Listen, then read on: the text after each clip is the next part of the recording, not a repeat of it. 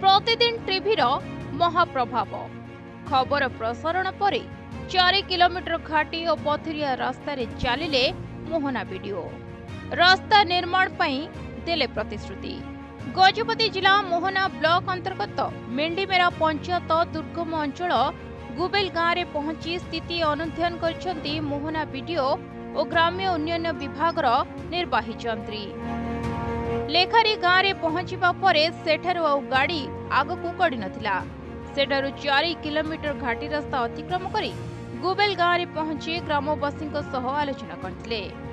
रास्ता नथिबारु गुरुबार गाँव जिसाय माझी पत्नी सुकुमारी माझी प्रसव यंत्रणा हेबारु भारे बोही मेडिकल नेबा समय अधा रास्तार महिला जनक एक पुत्र संतान को जन्म देइथिले। तेबे जननी यंत्रणा खबर प्रसारण पर प्रशासन नीद भांगिला।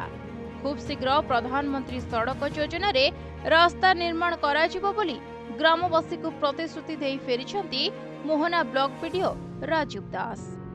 प्रशासन पाद गाँव में पड़िथिबारु अंचलवासी प्रतिदिन टीवी को साधुवाद जणाइछंती। गजपति मुक्तिमंडप दंड सेना का रिपोर्ट प्रतिदिन टीवी।